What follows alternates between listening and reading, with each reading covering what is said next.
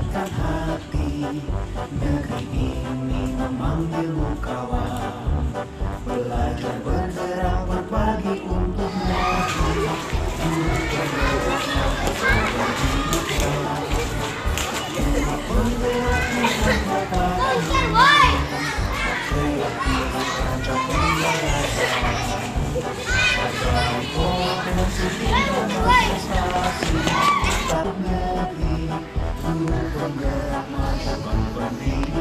Assalamualaikum warahmatullahi wabarakatuh. Waalaikumsalam warahmatullahi wabarakatuh.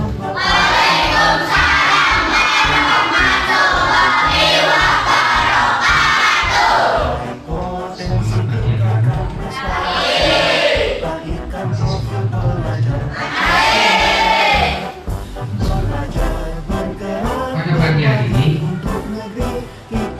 kita akan bersama-sama menyusun keyakinan kelas 6 ini. Namun sebelumnya bagi akan membaca pasti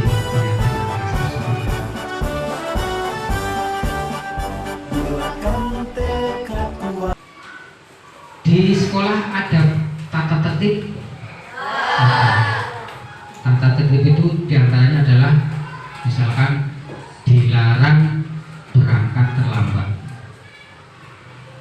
dilarang saling menggunjing, dilarang saling mengejek. Itu namanya tata tertib. Nah, tata tertib itu kecenderungannya adalah memberi penekanan, memberi peraturan yang sifatnya larangan, yang sifatnya perintah. Nah, sekarang kita lihat, mengapa tidak hanya peraturan saja yang kita terapkan di sekolah, tapi harus ada keyakinan kelas. Gini, kalian memakai helm, mengapa kita memiliki peraturan harus menggunakan helm bila mengendarai kendaraan roda 2? Kan peraturannya harus memakai helm, betul? Agar apa? Untuk iya, melindungi kepala, berarti menjaga keselamatan. Tapi itu kan peraturannya itu sudah peraturan yang dibuat pemerintah, sehingga apabila di jalan tidak melaksanakan akan kena tilang. Kalian mengenakan helm tadi karena mengikuti peraturan. Kalian mengenakan helm takut kena tilang. Itu kecenderungannya peraturan, kecenderungannya perintah, dan kita tak menjalankannya karena faktor takut ditilang. Kemudian sini, mengapa kita memiliki peraturan 3M, menggunakan masker, mencuci tangan, menjaga jarak? Ini pada saat masih COVID-19, ya. Kita menggunakan masker, menjaga jarak. Ini karena mengikuti peraturan, mengikuti perintah yang sudah dianjurkan oleh pemerintah. Padahal dengan mengenakan masker itu tujuannya untuk apa? Menjaga apa? Melindungi diri, menjaga keselamatan. Nah, ini nilai kebajikan. Ini ternyata keyakinannya bukan hanya mengikuti peraturan. Setelah diteliti, kita mengenakan helm, keyakinan kita adalah untuk menjaga keselamatan diri sendiri. Kita mengenakan masker bukan hanya mengikuti anjuran pemerintah, mengikuti peraturan, tapi di dalamnya ada keyakinan dengan mengenakan masker akan selamat dari wabah virus COVID-19. Nah, di sini peraturannya kayak gitu, tapi keyakinan dalam diri kita untuk menjaga keselamatan. Di situ ada keyakinan keselamatan, ya. Kemudian yang ketiga, mengapa kita harus memiliki peraturan, harus datang tepat waktu saat mengikuti pelajaran? Datang tepat waktu gimana? Kalian kan begitu, peraturannya berangkat sebelum jam 7 ataupun tidak boleh terlambat. Itu adalah peraturan. Peraturan berarti kita mengikuti peraturan karena faktornya adalah faktor karena dari luar adanya peraturan tertulis. Tapi dalam diri kita sebenarnya dari peraturan tadi, apa sih keyakinan yang bisa kita ambil hikmahnya dari peraturan tadi? Dengan kita berangkat sesuai tepat waktu, kita bagaimana? Pembelajaran terganggu apa tidak terganggu apabila istilahnya berangkat tepat waktu? Tidak terganggu, ya, tidak merugikan yang lain, tidak terganggu. Kemudian juga dengan datang terlambat, yang datang terlambat itu merasa nyaman atau tidak nyaman? Nah ini ternyata keyakinan dalam diri kita apabila kita datang tepat waktu, kita merasa nyaman. Kelas kita pun akan merasa tidak terganggu. Nah, jadi sekarang dapat kita ambil hikmahnya, kita ambil petik nilainya, bahwa nilai-nilai keselamatan di situ tadi dengan menjaga helm, mengenakan helm, keyakinan kita agar selamat, itu namanya keyakinan. Kemudian juga dengan menggunakan masker, menjaga kesehatan, itu kan berarti keyakinan juga ya. Nilai-nilai keselamatan dan kesehatan ini yang kita sebut dengan suatu keyakinan. Dari apa tadi contoh tadi yang disampaikan, yaitu nilai-nilai kebajikan universal yang disepakati secara tersirat dan tersurat lepas dari latar belakang suku, negara, bahasa, maupun agama. Nah, untuk mendukung motivasi intrinsik dengan mengenakan helm untuk keselamatan, itu kan timbulnya dari diri sendiri apa dari luar? Diri sendiri. Oh iya, ketika saya mengenakan helm agar selamat. Tapi tadi faktor dari luarnya adalah itu peraturan pemerintah suruh mengenakan pakai helm, kalau tidak kena helm kena tilang. Itu adalah faktor dari luar atau eksternal. Tapi dari dalam diri kita sendiri yang menimbulkan kita sadar, karena dengan mengenakan helm kita bisa selamat. Untuk melindungi organ tubuh yang penting yaitu bagian kepala. Ini yang hendak kita bangun di kelas kita. Dari kesadaran diri sendiri itu kita akan bersama-sama menyusun keyakinan kelas kita, bukan dari faktor luar. Ini adalah termasuk budaya-budaya positif. Di antaranya tadi setiap sebelum pembelajaran dimulai dengan membaca doa. Kemudian setelah selesai pembelajaran juga dengan doa. Ini termasuk pembiasaan yang termasuk juga bisa dikategorikan keyakinan kelas kita. Ya. Kemudian juga ketika berbicara, kalian inginnya berbicara dengan bahasa yang bagaimana? Baik, sopan, santun. Ya. Ini juga termasuk keyakinan yang bisa kita bentuk di kelas kita. Nah,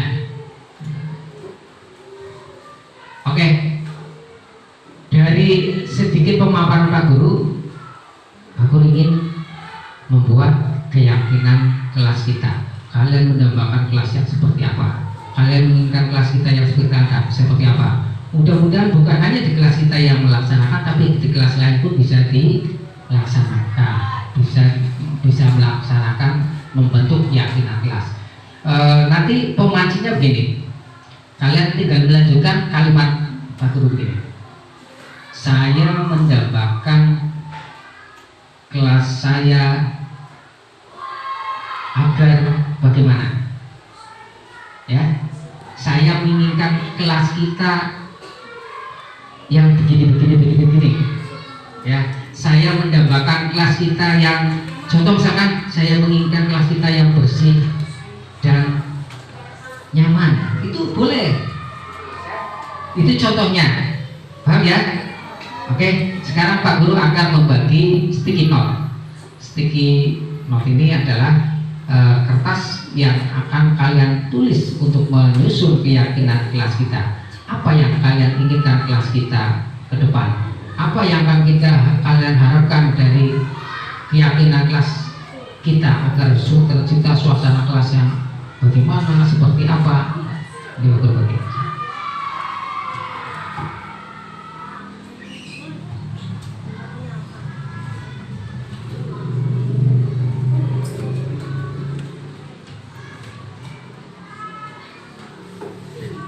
Paham untuk menyusun keyakinan kelas? Tadi berarti tinggal melanjutkan kalimat dari Pak Guru.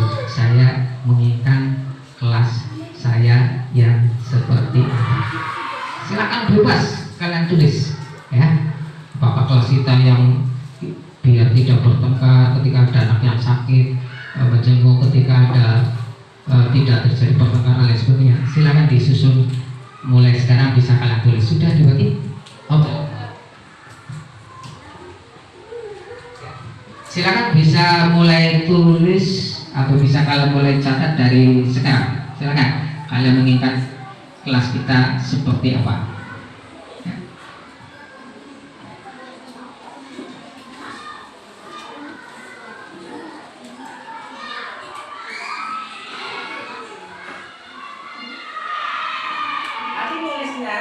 Karena nanti akan ditempel di sana, yang lengket kayak gini di bawah, karena akan ditempel, ya. Jadi jangan kebalik. Jangan kebalik. Nah ini berarti banyak gini ya. Silakan.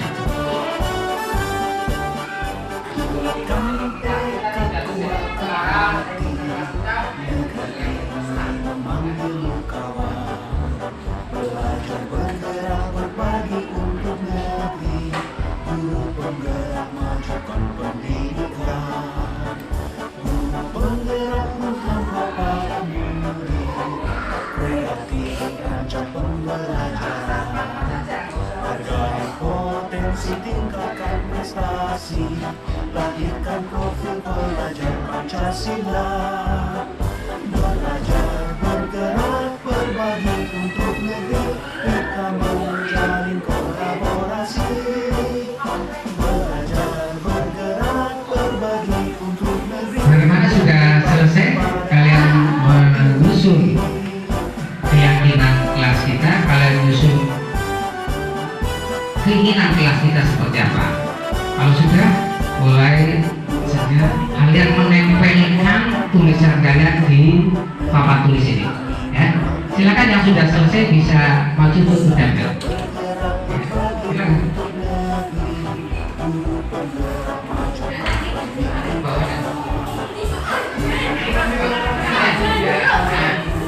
Bisa di atasnya untuk ya. Potensi tingkatkan prestasi, lahirkan profil pelajar Pancasila. Jangan semua Kolaborasi, bisa sudah bisa berbagi untuk negeri, demi bakti pada Pertiwi.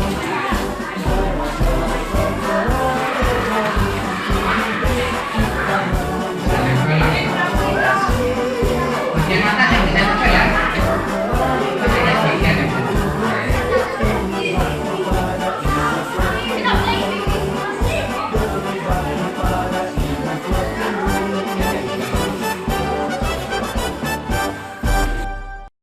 Guru ingin membacakan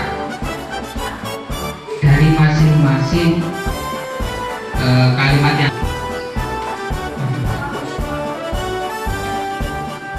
ini ada tulisan, saya menginginkan kelas yang nyaman dan bersih. Berarti apa di sini? Keyakinannya apa? Tentang apa? Kenyamanan. Kemudian apa lagi? Kebersihan. Oke, sepakat ini. Kemudian ada lagi, saya ingin tidak ada pembulian. Saya tidak ingin ada pembulian. Ini adalah kata hati dari teman kalian. Artinya berarti keyakinannya barusan apa? Menghormati, saling menghargai. Ini adalah keinginan teman kalian. Saya tidak ingin kelas tidak pembulian. Menghormati, menghargai. Ya. Kemudian ada lagi, saya ingin sekolah kita aman dan menjenguk teman yang sedang sakit. Berarti apa? Rasa apa? Nanti kita sepakat bahwa kita peduli. Guru dan murid saling peduli, guru dan murid saling menyayangi, guru dan murid saling menghormati. Ini adalah keinginan Kemudian ada lagi, saya ingin kelas kita menjadi nyaman, tadi sudah ya. Kemudian saya ingin kelas kita menjadi tertib dan tidak saling mengejek. Saling mengejek berarti masih saling menghormati, saling menghargai. Kemudian saya ingin kelas kita menjadi indah dan tidak saling bertengkar. Indah berarti apa? Menjaga kebersihan. Sepakat? Oke, nanti kita rangkum tidak terlalu banyak. Meskipun tulisannya banyak, tapi kan bisa kita resum karena ini adalah kategori kenyamanan. Ini kategori saling menghormati. Ya. Kemudian ada lagi, saya inginkan kelas kita menjadi tentram, nyaman, damai, dan tertib. Ya, sepakat ya, ini sama. Kemudian saya ingin kelas kita lebih disiplin.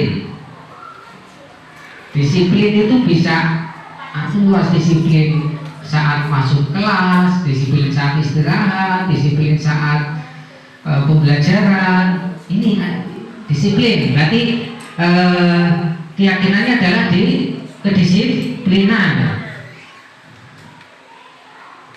Bisa kelas kita bersih dan rapi. Bersih dan rapi berarti kesehatan, masuk kesehatan. Nah,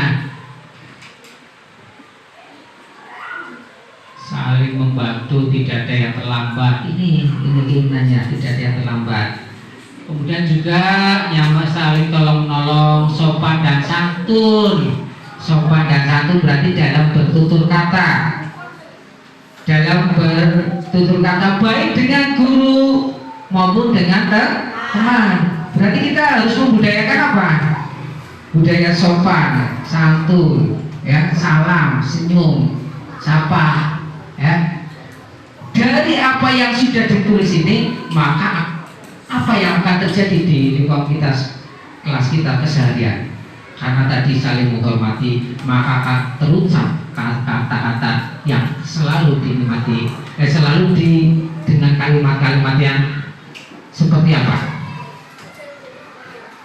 Contoh, karena saling menghormati, maaf ya, kan begitu. Ada nanti terlihat kelas kita selalu dengan ucapan-ucapan atau dengan kalimat-kalimat yang ini. Bagaimana ini? Maka akan terdengar, karena kita saling menolong berarti maaf, tidak asal ambil, tidak asal merebut, karena sudah ada keyakinan kelas dengan tadi saling menghormati, saling peduli. Tidak akan muncul kalimat-kalimat sini, tidak akan muncul kalimat-kalimat ambilkan barang itu, tapi justru munculnya adalah beberapa kalimat. Maaf, bolehkah saya pinjam pulpen kamu?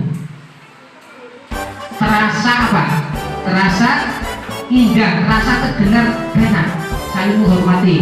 Kemudian juga ketika sudah meminjam barang akan mengucapkan terima kasih ya, kamu sudah menjawabkan. Akan terasa saling menghormati, akan terasa nyaman bagi kita. Bolehkah saya pinjam spidolnya? Kemudian nanti akan saya segera kembalikan. Ini, oke, sepakat ya?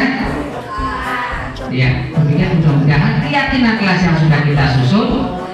Selanjutnya adalah tinggal bagaimana kita akan melaksanakannya. Kita laksanakan seperti apa? Lanjut bahasa saya minta kelas kita yang nyaman, tentram, bersih. Tadi sudah ya, nyaman, bersih.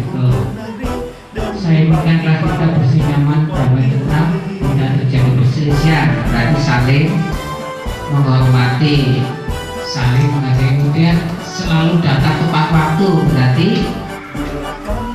disiplin, komitmen itu adalah berarti termasuk mau melaksanakan apa yang sudah jadi kesepakatan. Kalau tidak ada komitmen, tidak ada kesepahaman bahwa apa yang sudah kita rancang ini harus kita terapkan, maka tidak akan ada perubahan mengenai budaya positif di kelas kita, ya. Kemudian selalu bertoleransi.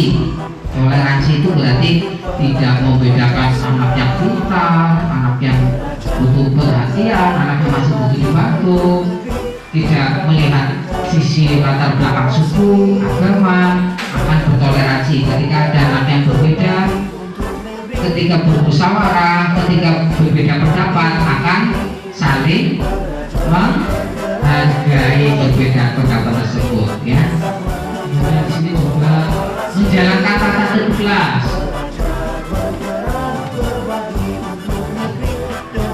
Kelas yang tidak ada yang terlambat, ya. Tapi mungkin ada teman kalian bisa ini, kemudian bisa dilaksanakan. Tidak ada yang bertengkar, tidak saling ngecek. Oke, hampir keinginannya sama, bahwa kelas kita menginginkan kelas kita yang nyaman, kelas kita yang tertib, kelas kita yang toleransi, kelas kita yang disiplin, kelas kita yang saling menghargai, kelas kita yang saling menghormati, kelas kita yang indah, bersih, dan sebagainya. Ini adalah keyakinan kelas kita yang bisa kita susun bersama. Mudah-mudahan untuk selanjutnya adalah kita kita laksanakannya. Demikian anak-anak, penyusunan keyakinan kelas kita yang sudah kita susun bersama-sama sesuai keinginan kalian bersama. Kurang lebihnya mohon maaf. Mudah-mudahan benar-benar kita laksanakan. Dan bagi akhir, wassalamualaikum warahmatullahi wabarakatuh.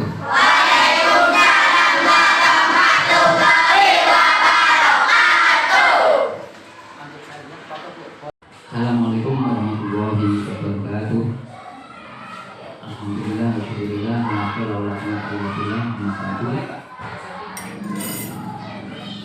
yang kami hormati Bapak Ibu Guru SD Negeri Kalisari 1, yang wabil khusus pada narasumber Bapak Hasan SPTB yang merupakan guru penggerak satu-satunya di SD Kalisari 1. Alhamdulillah pada kesempatan siang hari ini kita masih diberi kenikmatan, masih diberi kesehatan, dan kita tetap bisa melaksanakan tugas di majelis yang mulia ini, yaitu SD Negeri Kalisari 1. Salawat serta salam terlimpah pada junjungan Nabi besar Muhammad SAW yang telah menunjukkan pada kita semua. Mudah-mudahan kita mendapat hati yang kiamat. Amin ya rabbal alamin. Bapak Ibu sekalian,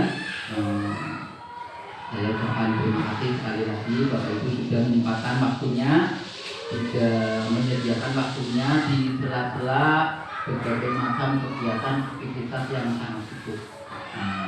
Dalam rangka yang utama yaitu sosialisasi program yang telah diikuti oleh Pak Hasan sebagai guru penggerak di SD kita. Dalam program tersebut salah satunya ada diseminasi. Diseminasi itu kegiatan yang ditujukan kepada kelompok target. Targetnya yaitu teman-teman guru dan nanti anak-anak kita, agar kita semua individu mendapat informasi,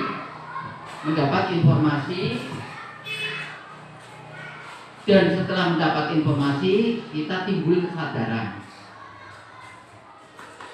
Setelah sadar bahwa kita butuh seperti itu, kita harus menerima yang akhirnya kita manfaatkan informasi tersebut untuk kebaikan kita, khususnya untuk kebaikan anak-anak kita di SD Negeri Kalisari 1. Untuk itu, sebelum acara kita mulai, marilah kita bersama-sama membuka acara ini dengan bacaan basmalah bersama-sama. Bismillahirrahmanirrahim. Terima kasih. Mudah-mudahan acara demi acara nanti kita berjalan dengan lancar. Monggo Bapak Ibu nanti kita ikuti bersama-sama apa yang akan diinformasikan oleh beliau Pak Hasan. Untuk selanjutnya membutuhkan waktu karena ini mungkin membutuhkan waktu yang banyak. Monggo waktu kami serahkan pada beliau Pak Hasan SPTB.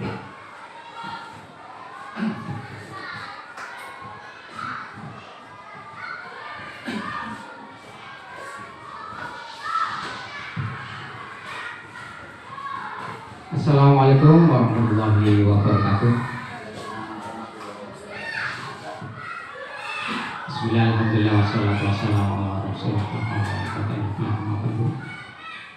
Yang saya hormati Bapak Burhanuddin SPD Kepala Tim di Kalisalam 01, yang kami hormati Bapak Ibu Guru dan Dewan Kinerja dan Negeri Kalisalam 01. Pertama-tama adalah kita panjatkan puji syukur kepada Allah SWT bahwa pada pagi hari ini kita bisa hadir di ruang kantor SD Negeri Kalisalam 01. Kebetulannya adalah untuk saya pribadi menyampaikan oleh-oleh yang saya terima selama mengikuti CDP calon guru penggerak angkatan 7. Dan memang sebenarnya belum selesai, kami masih setengah jalan, baru di modul 1, nanti sudah dibagi modul 2 dan modul 3 di bulan sampai akhir. Sholawat beserta salam semoga tetap terlimpah kepada Nabi besar Muhammad Sallallahu Alaihi Wasallam. Terima kasih kepada Bapak Kepala Sekolah SD Negeri Kalisalam 01 yang telah berikan waktu bagi saya untuk menyampaikan, yaitu diseminasi budaya positif. Budaya positif, menurut Bapak Ibu, budaya positif sih apa ya? Budaya positif kebiasaan yang mana Bu, yang sudah dilaksanakan dan sudah baik yang dilaksanakan selama ini di SD Negeri Kalisalam 01. Sebenarnya banyak kegiatan atau budaya positif yang sudah kita lakukan selama ini di sekolah kita. Antara lain tadi misalkan ketika bertemu dengan Bapak Ibu kan biasanya mengucapkan salam, kemudian juga cium tangan Ibu. Kemudian apalagi Bu, mungkin Ibu Hana tahu persis budaya positif yang sudah dilakukan selama ini di sekolah dulu. Awal pelajaran KBM itu biasanya berdoa. Iya. Dan tadarus. Oh iya. Kayak pendek. Bisa pakai. Untuk budaya positif yang biasa kita laksanakan di SD Negeri Kalisalam 01 adalah setiap guru yang datang pasti anak-anak itu menyambut dan mengucapkan salam serta diiringi anak-anak mencium tangan Bapak Ibu guru. Yang kedua, anak-anak dibiasakan setiap KBM sebelum dimulai anak-anak berdoa dan dilanjutkan tadarus atau membaca surat-surat pendek yang ada di juz 30, dan berikutnya bacaan sholat. Tiap ada pertemuan saya pasti anak-anak semua membaca bacaan sholat dari takbiratul ihram sampai salam. Dan yang terakhir adalah anak-anak dibiasakan ketika makan kue atau snack, anak-anak diperintahkan untuk duduk dan menggunakan tangan kanan dengan membaca basmalah dan diakhiri dengan bacaan hamdalah. Demikian, terima kasih.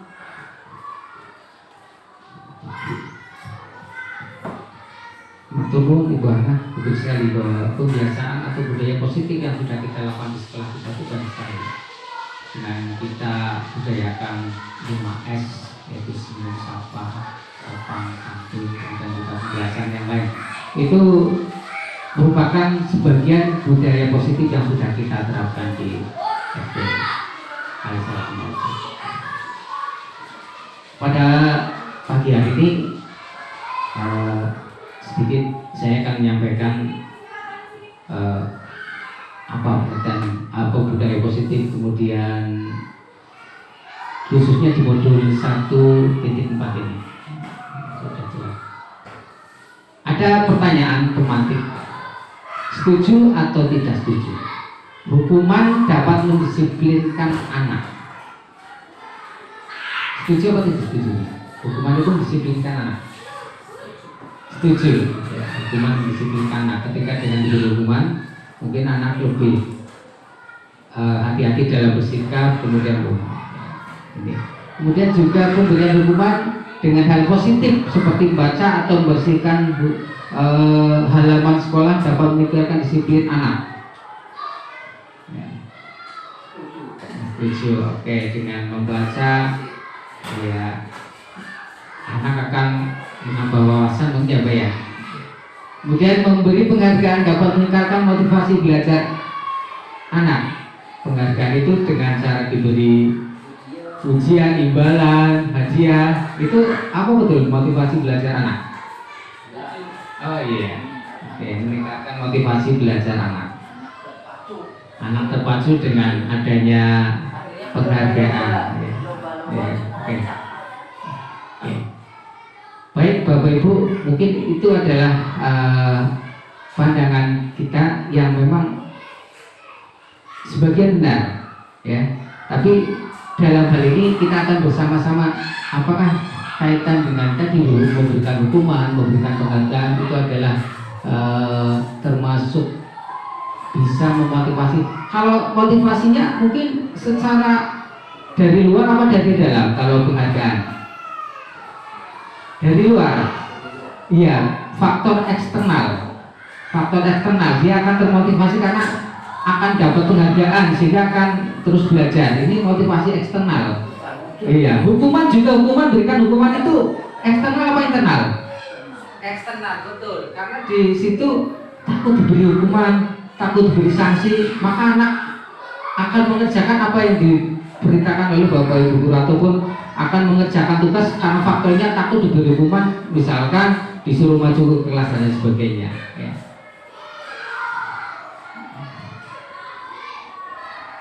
Ya, di sini akan dijelaskan apa sih disiplin positif, kemudian dari motivasi, keyakinan kelas, kebutuhan dasar manusia, ya positif kontrol sampai segitiga eksekusi. Ini sebenarnya materinya sangat menarik Bapak Ibu, nanti setelah kita belajar.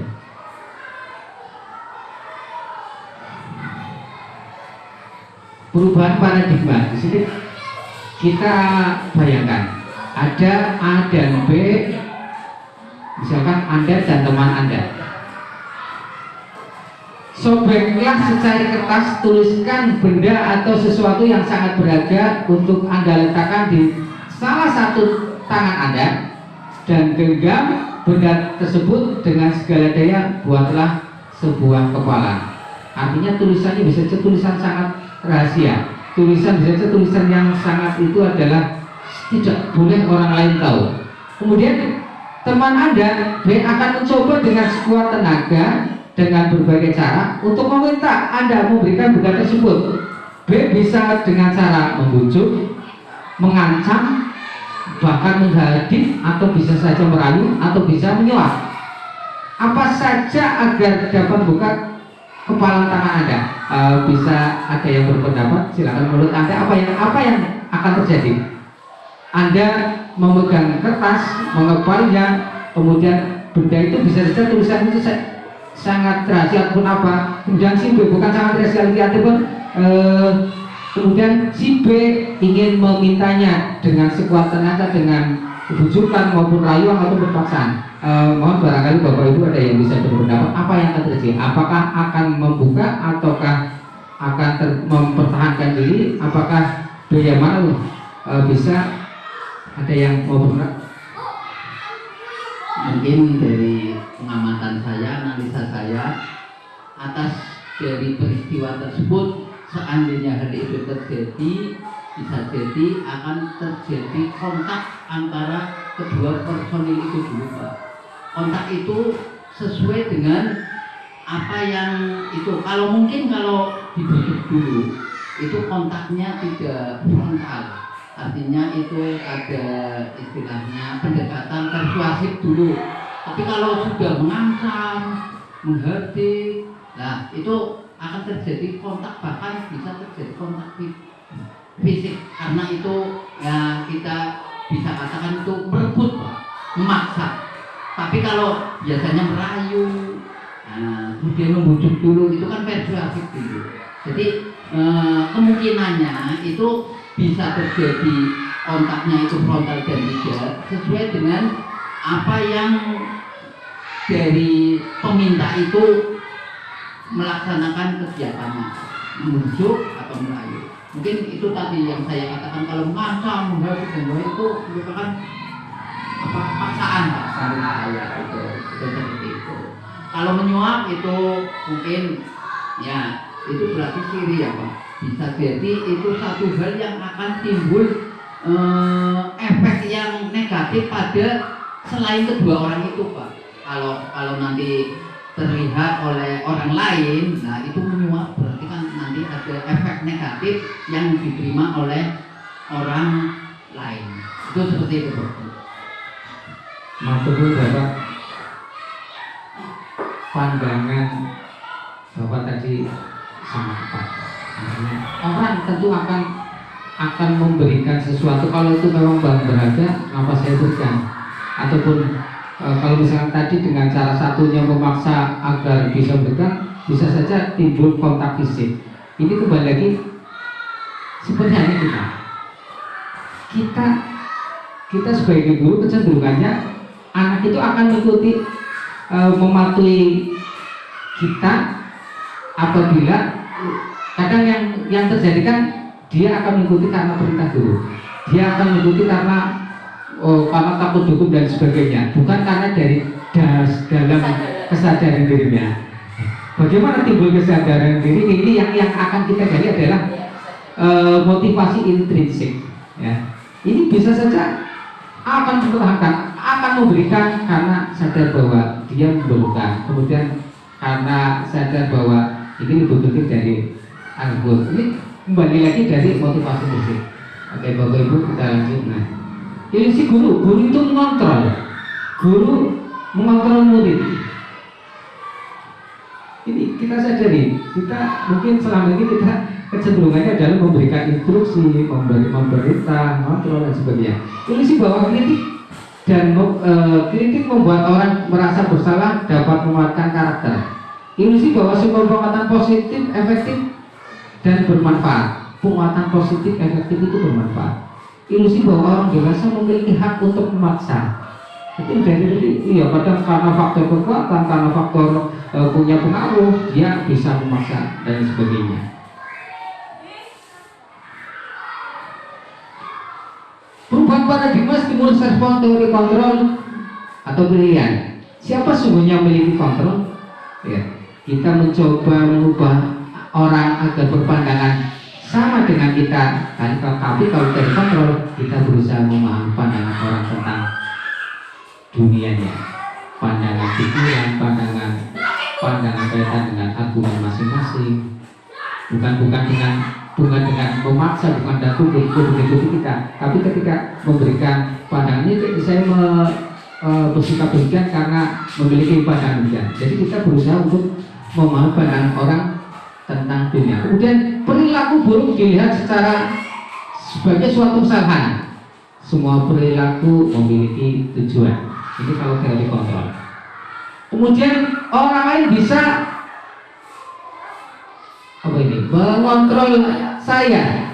Hanya Anda yang bisa mengontrol diri Anda. Ini kalau teori kontrol.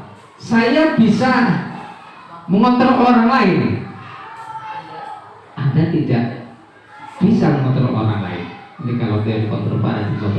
Kemudian pemaksaan ada pada saat bujukan gagal. Ketika bujuk gagal, maka akan terjadi pemaksaan. Kalau misalkan stimulus respon. Tapi kalau teori kontrol, kolaborasi dan konsensus menciptakan pilihan-pilihan baru.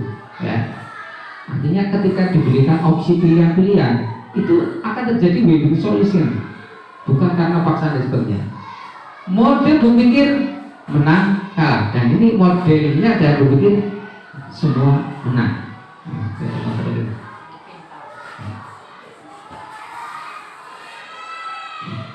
Disiplin positif, ya, Anda tidak bisa mengontrol orang lain karena Anda hanya semua perilaku memiliki tujuan dan dicari. Model berpikir menang-menang ya. Kolaborasi dan konsensus menciptakan pilihan-pilihan baru. Realitas kehidupan kita berbeda. Kita berusaha memahami pandangan orang lain tentang dunia. Apakah makna disiplin? Disiplin kita sering berpandangan bahwa disiplinnya berarti mengikuti aturan dengan istilahnya ketegasan, dengan ketat dan sebagainya. Nah, berdisiplin berasal dari bahasa Latin disiplina ya, yang artinya belajar. Makna asal dari kata ini berkonotasi dengan disiplin diri dari murid-muridnya. Disiplin diri membuat orang menggali potensinya menuju sebuah tujuan apa yang dihargai. Namun di dalam budaya kita makna kata disiplin telah berubah menjadi sesuatu yang dilakukan seseorang pada orang lain untuk mendapatkan kepatuhan. Ini kan di pandang kita kayak gitu ya. Kecenderungan umum adalah menghubungkan kata disiplin dengan ketidaknyamanan. Otomatis disiplin kecenderungannya tidak nyaman, ya, ketidaknyamanan. Bukan dengan apa yang kita hargai atau pencapaian suatu tujuan mulia. Ya, pandang kita salah. Nilai-nilai kebajikan universal. Nilai-nilai kebajikan adalah sifat-sifat positif manusia yang merupakan tujuan mulia yang ingin dicapai setiap individu. Nilai tersebut bersifat universal dan lintas bahasa, suku, bangsa, agama maupun latar belakang.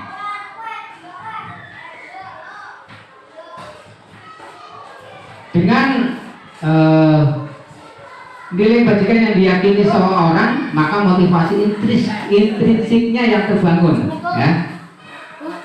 Ini dari dalamnya. Nilai kebajikan yang ingin dicapai oleh setiap anak Indonesia kita kenal dengan profil pelajar Pancasila, yaitu apa saja? Beriman, bertakwa kepada Tuhan Yang Maha Esa, dan berakhlak mulia. Kemudian yang itu adalah mandiri, kemudian bernalar kritis, berkebinekaan global, bergotong royong, dan kreatif. Teori motivasi, hukuman, dan penghargaan serta restitusi. Bapak Ibu, ini teori motivasi perilaku manusia. Untuk menghindari ketidaknyamanan atau hukuman, apa yang akan terjadi apabila saya tidak melakukannya?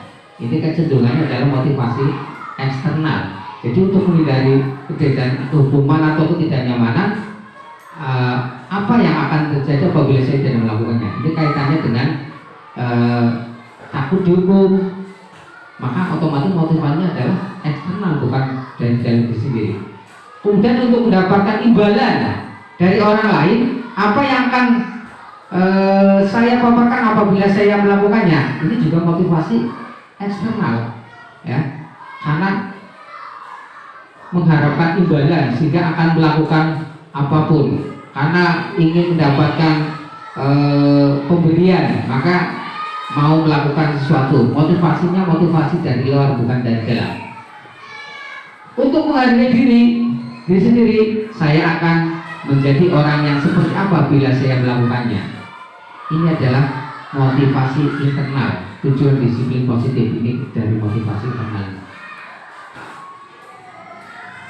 Merdeka menurut Ki Hajar Dewantara, merdeka itu artinya tidak hanya terlepas dari perintah, akan tetapi juga cakap buat memerintah diri sendiri. Merdeka itu tidak hanya terlepas dari perintah, tapi bagaimana dia buat memerintah diri sendiri. Ini adalah pemikiran batin.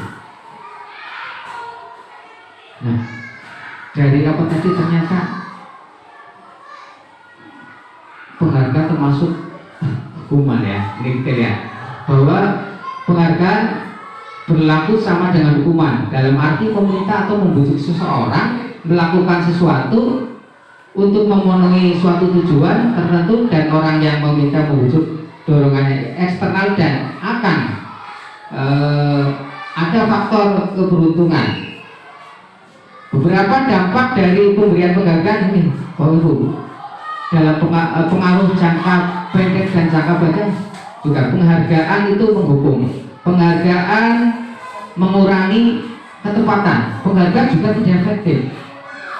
Penghargaan merusak hubungan, karena ketika diberikan penghargaan, otomatis mereka yang notabene menengah ke bawah, lah kita harus mesti kalah, ya kan? Ketika ya siapa yang mau dapat hadiah buku ini, syaratnya bisa mengerjakan ini, otomatis yang menengah ke bawah sudah nyerah duluan. Ini sehingga ini lah, ternyata penghargaan juga merusak hubungan. Penghargaan juga tidak efektif. Penghargaan mengurangi ketepatan. Penghargaan sama dengan menghukum.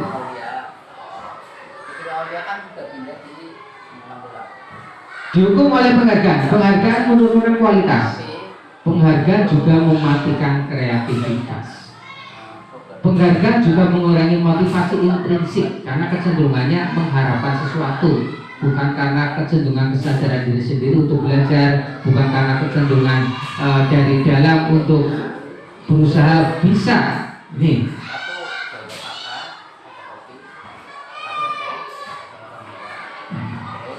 bentuk program kebajikan atau apresiasi. Dalam memberikan apresiasi atau pengakuan perlu diingat beberapa hal. Beri pengakuan secara khusus, beri pengakuan secara pribadi, beri pengakuan pada semua murid secara bergantian, beri pengakuan secara konsisten, fokus pada proses. Ya, pengakuan secara khusus, secara pribadi, semua murid bergantian, sehingga mereka merasa diuangkan, mereka merasa diperlakukan sama, adil.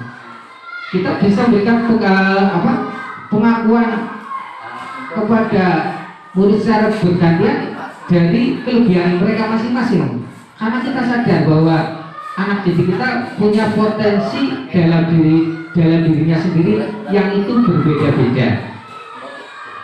Tidak semua sama. Anak yang kecenderungannya kurang bagus dalam mata pelajaran, dia ternyata punya kemampuan di hal yang lain. Contoh pengakuan atau apresiasi kebajikan. Buka.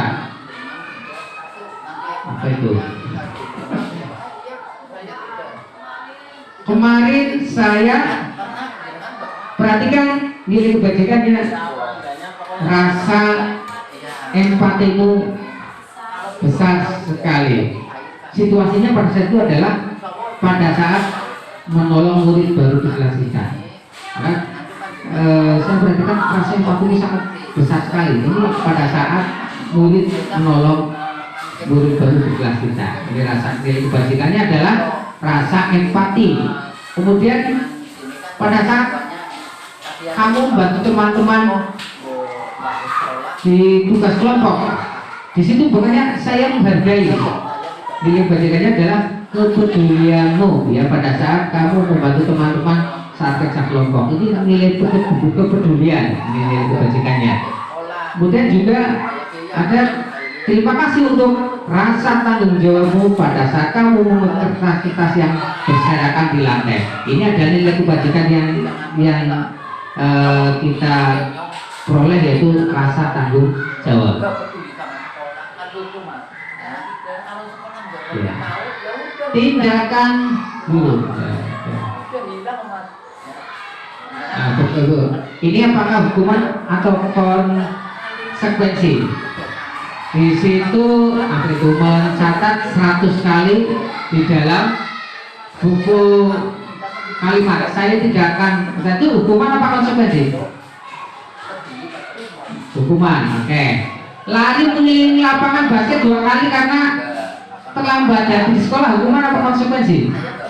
Hukuman. Kemudian murid diminta untuk push up 15 kali karena tidak menggunakan masker ke sekolah.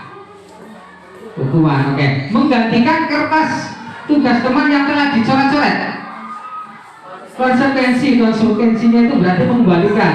Kemudian murid disuruh untuk mengenakan sepatu seharian di sekolah karena tidak mengenakan sepatu hitam. Konsekuensi apa, Kuman? Konsekuensi lari mengelilingi lapangan basket 2 kali karena terlambat 10 menit pada pelajaran besokan. Hukuman. Oke, kita lihat apa betul ini hukuman atau konsekuensi. Mari kita lihat bersama. Iya, betul Bapak Ibu. Oh, nek balik lagi. Nah, iya. Jadi yang pertama mencatat 100 kali ini hukuman, lari mengelilingi lapangan basket karena terlambat itu juga hukuman, murid diminta push up ini hukuman, ya. Kemudian juga menggantikan kertas itu konsekuensi, membersihkan tumpahan air itu juga konsekuensi. Sebenarnya ini antara konsekuensi dan hukuman lebih baik mana?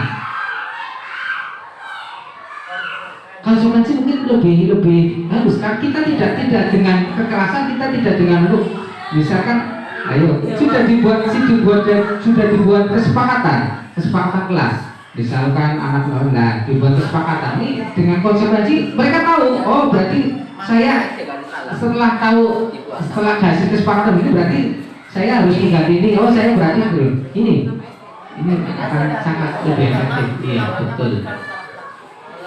Hukuman yaitu sesuatu yang menyakitkan harus terjadi. Ketika dihukuman pasti perasaannya ada sedikit dongkol, ada sedikit kecewa. Iya. Kalau konsekuensi sesuatu yang harus terjadi harus mengikuti, ya, karena sudah aturan macam itu konsekuensinya kita mengikuti. Kemudian hukuman membuat anak sakit fisik maupun hati untuk jangka waktu yang lama. Ternyata hukuman itu membuat anak akan kelingan terus. Ya waktu dihukum ya Allah ya kelingan di itu lah. Ini ketika hukuman ternyata memberi dampak jangka panjang rasanya. Beda dengan konsekuensi, membuat anak merasa tidak nyaman, tapi hanya dalam jangka waktu pendek saja. Tadi anak merobek kertas punya temannya, dia harus menggantikan, itu kan saat itu toh iya karena konsekuensinya saya harus mengganti. Ini. Kemudian juga hukuman adalah bentuk paksaan. Sementara konsekuensi stimulus tanggapan, merasa berbuat begini berarti konsekuensinya begini. Merasa diri yang buruk karena dia diberi hukuman otomatis paling jelek tuh di lihat teman dan sebagainya. Sementara konsekuensi konsep diri yang baik. Anak belajar untuk menyembunyikan kesalahan. Kalau hukuman anak belajar untuk menyembunyikan kesalahan. Sementara konsekuensi anak belajar untuk mematuhi peraturan. Nah, mematuhi kesepakatan. Kemudian hukuman marah, merasa bersalah, dipermalukan, jelas ini merasa tak dihargai ya. Iya. Ketika dihukum berarti merasa bersalah, merasa tidak dihargai. Sementara konsekuensi kehilangan hak, dibuat tidak nyaman, diasingkan untuk sementara waktu.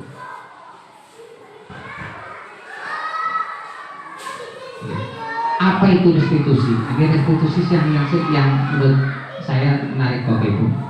Restitusi adalah proses menciptakan kondisi bagi murid untuk memperbaiki kesalahan mereka, sehingga mereka bisa kembali pada kelompok mereka dengan karakter yang lebih kuat. Restitusi juga merupakan proses kolaboratif yang mengajarkan murid untuk mencari solusi untuk masalah mereka sendiri dan membantu murid berpikir tentang orang seperti apa yang mereka ingin menjadi atau tujuan mulia dan bagaimana mereka harus memperlakukan orang lain. Ini restitusi.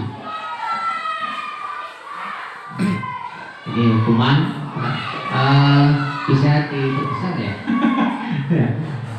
Identitas gagal ketika hukuman. Situ kita lihat sesuatu yang menyakitkan harus terjadi. Ini kalau hukuman. Konsekuensi sesuatu harus terjadi. Harus konsekuensinya harus bagaimana tadi ya. Kemudian restitusi merupakan pilihan. Hukuman tidak nyaman untuk waktu yang jangka panjang. Konsekuensi nyamannya untuk jangka pendek. Sedangkan restitusi menguatkan untuk murid dalam waktu jangka panjang. Ini nanti seperti apa jelasnya nanti. Kemudian pada hukuman murid akan tersakiti, betul. Kemudian pada konsekuensi murid dibuat tidak nyaman. Murid restitusi mendapatkan penguatan.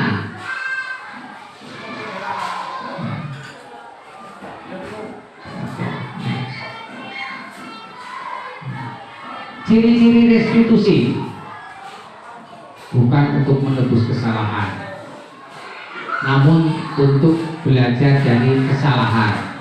Yang kedua, memperbaiki hubungan. Tawaran bukan paksaan. Restitusi menuntun untuk melihat ke dalam diri sendiri.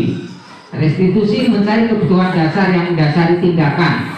Restitusi diri adalah cara yang paling baik. Restitusi fokus pada karakter bukan pada tindakan.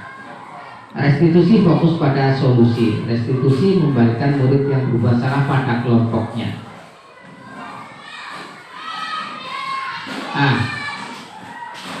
Nanti akan lebih jelas nanti. Budaya positif.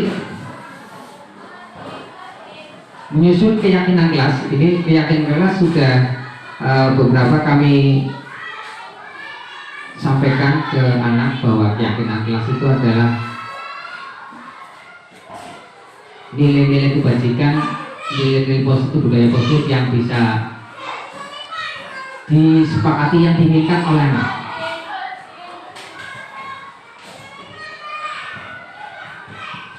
Mengapa tidak peraturan saja, mengapa harus keyakinan kelas? Mengapa kita memiliki peraturan? Kalau peraturan kan misalkan siswa harus berangkat 15 menit sebelum jam masuk dimulai, kan itu kan peraturan. Peraturan tetap penting, tapi kecenderungannya faktornya adalah faktor eksternal. Tapi kalau keyakinan kelas itu kecenderungannya adalah mendorong dari dalam diri sendiri, ke dalam diri sendiri. Jadi kemarin kelas 6 sudah buat keyakinan kelas. Artinya saya buat pertanyaan, kelas yang kalian dambakan itu seperti apa? Kelas yang kalian inginkan itu seperti apa? Anak-anak di situ kita tahu keinginan anak itu secara dari dalamnya sampai muncul bahasa tidak. Saya ingin kelas kita tidak terjadi pembulian. Saya ingin kelas kita tertib, teratur. Saya ingin kelas kita tidak terjadi pertengkaran. Ini mereka secara dari dalam dirinya menginginkan hal kayak gitu. Saya ingin kelas kita yang bersih. Saya ingin kelas kita yang indah. Saya ingin, setelah kita kumpulkan di situ, misalkan ingin tidak terjadi pembulian, itu berarti saling apa? Menyayangi. Saling menyayangi itu kan berarti nilai kebajikannya kan saling menyayangi, saling menghargai, saling menghormati. Kemudian saya ingin kelas kita ketika ada anak yang sakit bisa menengok dan sebagainya. Itu berarti munculnya adalah nilai kepedulian. Sehingga setelah mereka menulis, kita tempelkan di meja bahkan kalau perlu nanti kita buatkan banner sehingga mereka melihat, oh ya ini adalah keinginan kita bersama. Sehingga ketika akan terjadi apa-apa, ayo kalian menginginkan kelas yang seperti apa? Mereka kan dari kesadaran dirinya, iya ya saya inginkan kelas kita yang begini. Ini setelah dibuat itu ada sedikit perubahan yang terjadi. Kemudian ini nilai keselamatan atau kesehatan, ini yang kita sebut suatu keyakinan, ya. Misalkan saya itu nilai kebajikan universal yang sepakati secara tersirat dan tersurat lepas dari latar belakang suku, negara, bahasa maupun agama. Untuk mendukung motivasi intrinsik, kembali ke nilai-nilai keyakinan. Nilai keyakinan lebih menggerakkan, keyakinan lebih menggerakkan seorang dibandingkan mengikuti serangkaian peraturan. Daripada peraturan itu kan jelas kecenderungannya adalah memerintah, kecenderungannya adalah memaksa, berinstruksi dan sebagainya. Tapi dengan keyakinan kelas, kecenderungannya adalah kesadaran dari diri sendiri. Peraturan penting, keyakinan kelas sangat penting. Itu saling mendukung. Peraturan kelas ada di situ dibuat, keyakinan kelas dibuat berdasarkan kesepakatan dengan siswa-siswa yang timbul adalah motivasi dari dalam diri sendiri.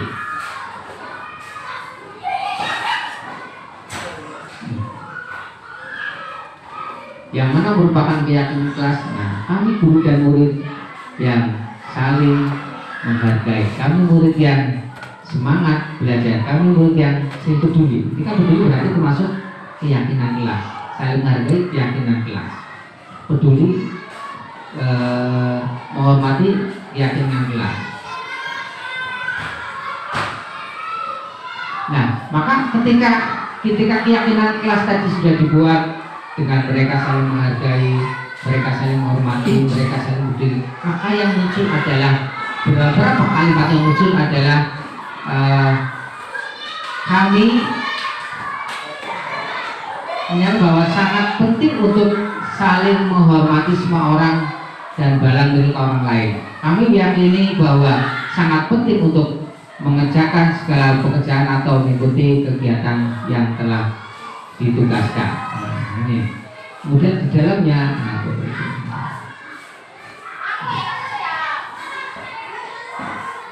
nah, setelah dibutuh keyakinan kelas, maka di sini terdengar adalah maaf ya, terima kasih sudah memberi pinjaman.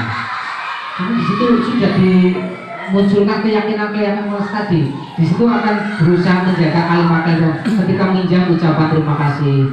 Ketika mau memerintahkan biasakan minta tolong ambilkan itu terima kasih ya. Di situ akhirnya ada kelas kita, ya, saling menghormati, saling menghargai, ya. Maka di situ terlihat kelas kita yang ucapannya akan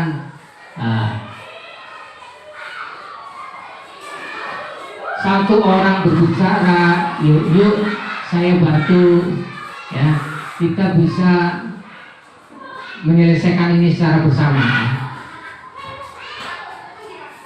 Kemudian yang tampak, benar tampak adalah datang tepat waktu, tidak tampak sering hadir terlambat, menyapa dengan teman dan guru setiap hari, tidak tampak acuh dengan teman dan sebagainya. Kemudian mengembalikan barang teman yang telah dipinjam dan mengucapkan terima kasih. Mereka di situ akan sering muncul mohon maaf, terima kasih, kemudian juga minta tolong, ya. Tidak mengembalikan yang tidak tampak, tidak mengembalikan barang yang telah dipinjam. Bekerja tampak seperti tekun bekerja dan menyimak guru, menyerahkan tugas tepat waktu, tidak mendengarkan. Ya, lanjut. Yes. Kosong. Peraturan ini yang membedakan peraturan dan yang kelas. Selalu kembalikan buku ke tempatnya. Kecenderungannya adalah memberikan instruksi. Dilarang mengganggu orang lain, itu kan peraturan. Kemudian juga hadir di sekolah 15 menit sebelum pembelajaran dimulai. Ini sangat tepat peraturan ini. Dilarang melakukan kekerasan. Di situ munculnya dilarang, tidak boleh, jangan. Kecenderungannya perintah instruksi. Dilarang menggunakan narkoba, bergantian atau menunggu giliran. Ya, gunakan masker, jangan berlari di kelas atau koridor. Beda dengan keyakinan kelas. Bagaimana kalau keyakinan kelas?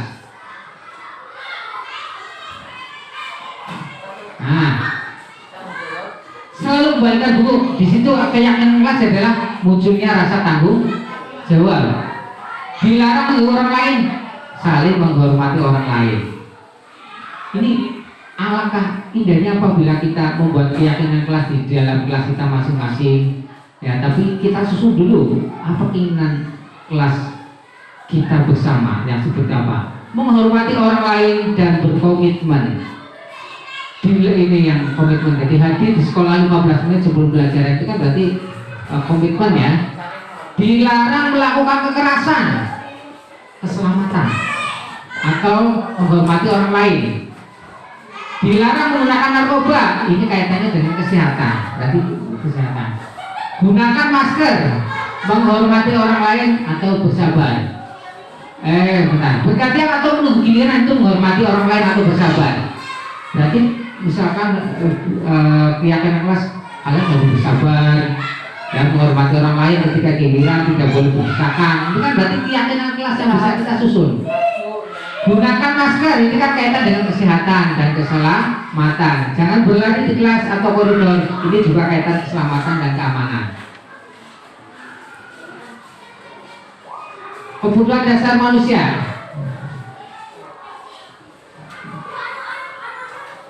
Ini adalah bukan kita adalah kebutuhan kasih sayang dan rasa untuk diterima, penguasaan, jelas semua ingin memperoleh bisa dapat mobil, itu kan berarti penguasaan. Ingin bisa biar uangnya banyak, itu penguasaan. Kemudian kesenangan juga termasuk ingin bisa piknik, camping dan sebagainya, kebebasan, ingin tidak diatur dan sebagainya. Ini naluri manusia bahwa kebutuhan dasarnya itu diantaranya itu posisi kontrol. Bapak Ibu, nah ini yang ini bisa masih ada 10 slide. Iya, teori posisi kontrol. Kalau minta nomor rekening di sini dikasih tanda sih. Apabila terlambat saya harus membaca sekian Kalau ini kan nggak pindah. lembar. Nah, itu kan berarti kita hanya memantau, tidak dengan berhubungan, cuma dengan kesepakatan itu kita sebagai mantau. Manajer dengan mengajukan pertanyaan-pertanyaan. Ya kan saya sama.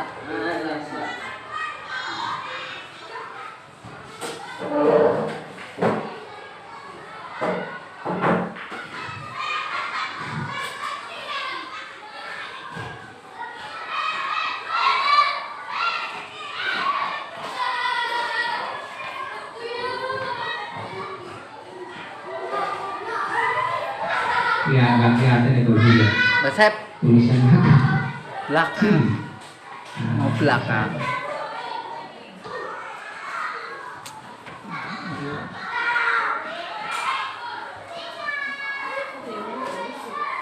Nah, ini ketika guru berkata ketika posisinya sebagai penghubung. Kalau kamu tidak melakukannya, awas ya, rasakan. Ini berarti di posisi penghukum. Ketika di posisi membuat rasa bersalah, kamu seharusnya kamu sudah tahu. Ibu lelah sekali mengatakannya. Ibu stres dengan sikap-sikap kamu. Itu kan berarti membuat rasa bersalah anak. Menurutnya berarti saya merasa punya salah dengan sekolah, saya punya rasa salah dengan ibu. Ini ketika posisi membuat rasa bersalah. Ketika di posisi sebagai teman, nah, ayolah lakukan demi ibu. Kamu bisa, kamu kan kasihan ibu bagaimana? Nah, masa kamu tidak mau? Ingat, kita tidak itu pernah bantu kamu dengan memberikan pinjaman pulpen dan sebagainya. Ini kan berarti dalam posisi teman. Kemudian ketika sebagai pemantau, ayo peraturannya apa ya sudah kita sepakati. Ketika kamu menghilangkan pulpen teman kamu, oh iya Pak, konsekuensi saya harus diganti. Itu sebagai pemantau. Tapi ketika sebagai pemantau, manajer dia akan berusaha apa yang kita yakini, apa yang bisa kau kerjakan untuk memulai masalah ini. Misalkan anak kejadiannya adalah anak datang terlambat. Ketika peraturannya adalah siswa harus datang 15 menit sebelum pelajaran. Ketika di posisi sebagai pembuat rasa bersalah, tadi kan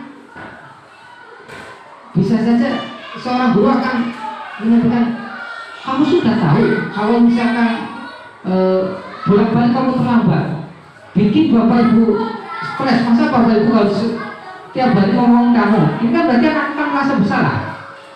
Kemudian ketika di posisi sebagai teman, bantu ibu, bantu bapak, masa kamu terlambat? Ayolah, aku kan bisa bantu. Nah, ketika di posisi pengontrol, sudah di situ dibuat kesepakatan apabila datang terlambat 15 menit, dibuatlah aturan anak membaca buku 3 atau 4 lembar buku di depan kelas.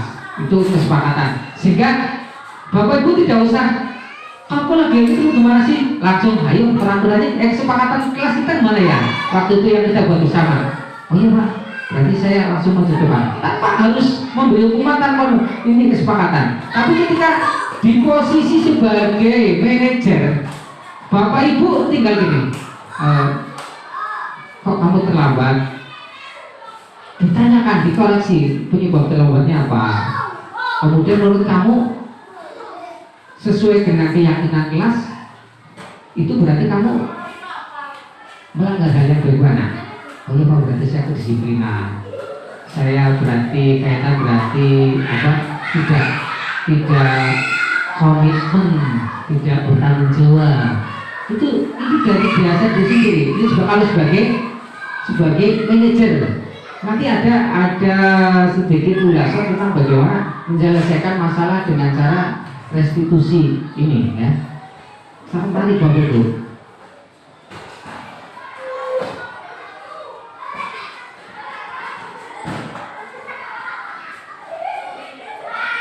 Hasil memberontak, menyalahkan orang lain, berbohong ketika menghukum, ketika sebagai perbuatan asal bersalah, menimbulkan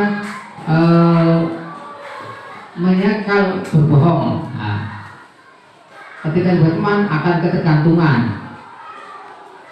menyesuaikan diri ketika memantau, menyesuaikan diri bila diawasi, ketika sebagai pengontrol menguatkan pribadi.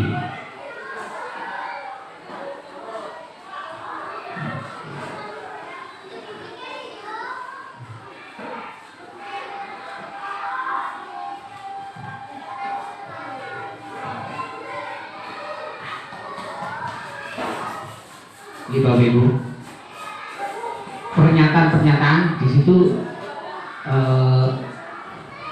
kita bisa bedakan mana sebagai posisi penghukum, mana sebagai posisi teman, pemantau maupun manajer.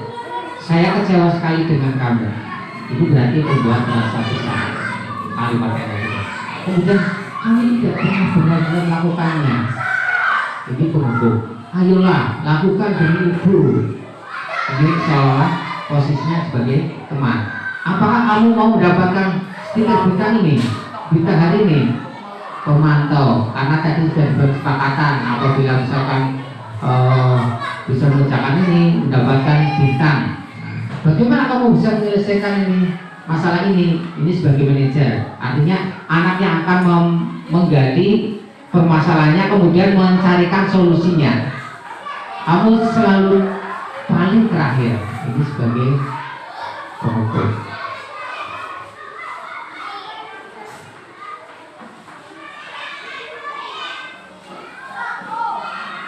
Segitiga restitusi.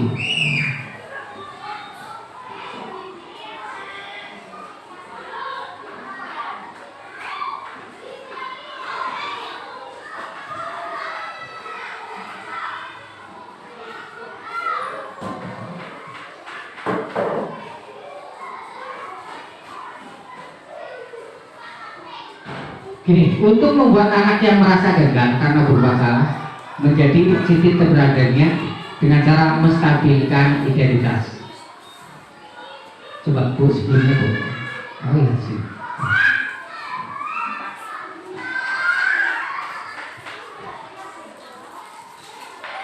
Kelihatan ya kalau gitu.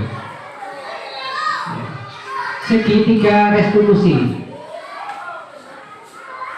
yaitu pertama adalah menstabilkan identitas, validasi kebutuhan, kemudian menanyakan keyakinan. Ini nanti ada penjelasannya lebih detail ya. Ketika menstabilkan identitas, ketika anak bersalah, guru berkata berbuat salah itu hal yang manusiawi. Misalkan tadi anaknya terlambat, kamu betul terlambat, itu sudah hal yang wajar. Pak Guru juga pernah terlambat, sehingga anak ini akan stabilkan. Tidak ada manusia yang sempurna. Bapak Ibu juga pernah berbuat salah untuk stabilkan identitas. Kita pasti bisa menyelesaikan permasalahan ini. Bapak Ibu tidak tertarik untuk mencari siapa yang benar dan siapa yang salah. Bapak Ibu lebih tertarik untuk menyelesaikan masalah ini. Kalau kamu menyalahkan dirimu sendiri terus menerus, apa kamu bisa bersikap baik pada dirimu sendiri? Nah, ini ketika kalimat pertanyaan untuk menstabilkan identitas. Ketika ada anak melakukan kesalahan, dan bagaimana validasi kebutuhan? Membantu murid mengenali basic Ya, kebutuhan dasar yang ingin dipenuhinya ketika melakukan kesalahan. Pada dasarnya setiap tindakan manusia tujuannya adalah memenuhi kebutuhan dasar, apakah itu penguasaan, kebebasan, kasih sayang, dan rasa terima, kesenangan atau bertanjung. Guru berkata, kamu bisa saja melakukan hal yang lebih buruk, tapi kamu tidak melakukannya. Kamu pasti punya alasan mengapa melakukannya.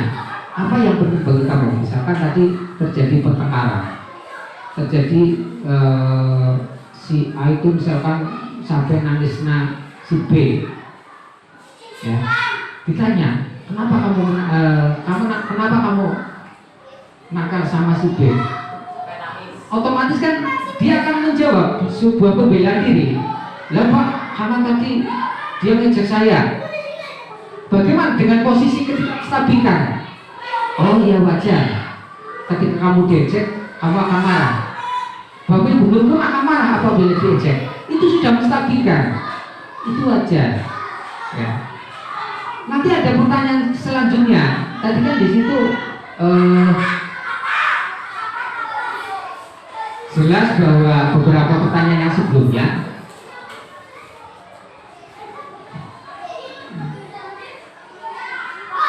termasuk setiap manusia apabila diejek itu wajar akan marah, wajar akan merasa tidak terima.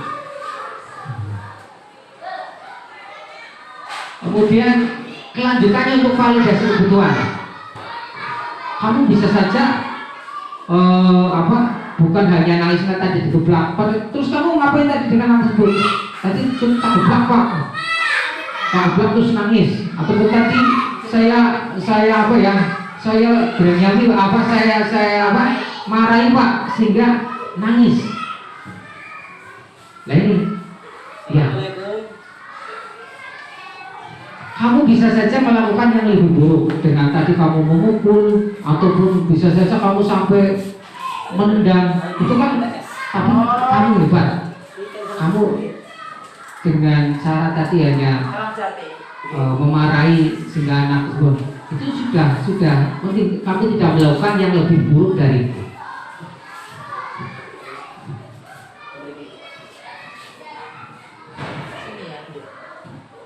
Kemudian misalkan kamu boleh tetap berusaha menjaga sikap tapi tambahkan sikap yang lain yang baru. Ini juga validasi kebutuhan.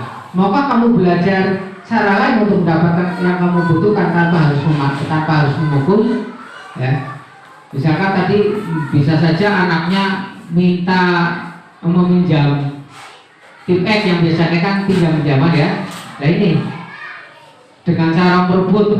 Maukah kamu belajar cara lain mendapatkan yang kamu butuhkan tanpa harus memukul, tanpa harus dengan kekerasan? Itu juga bisa.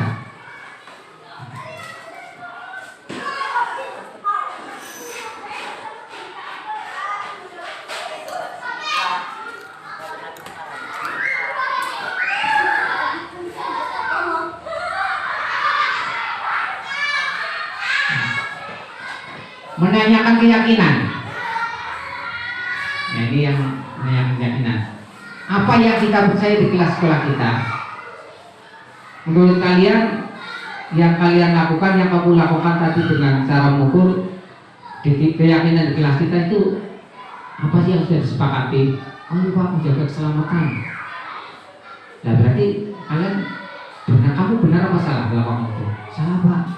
Dan bisa saja digali lagi. Setelah kita menyusun keyakinan tadi saling menghormati. Dan apalagi kesalahan orang tidak menghormati Pak, tidak saling menghargai. Ini anak akan menggali, oh iya saya telah berbuat begini, saya berarti telah melanggar keyakinan kelas yang sudah kita buat sebelumnya. Kamu ini jadi anak yang seperti apa? Ini untuk menanyakan keyakinan. Apa yang kamu rasakan ketika kamu melakukan itu? Kamu jadi orang yang seperti apa?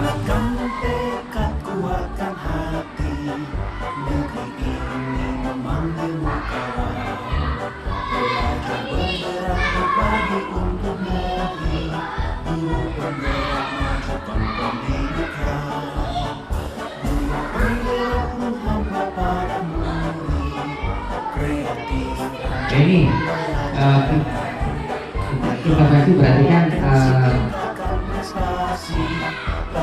mengajarkan anak kaitan agar anak itu merasa berguna, berarti merasa dihormati dan sebagainya, tapi kembali lagi akan menunjukkan dari dalam tubuh kesadaran itu, dari dalam kesadaran.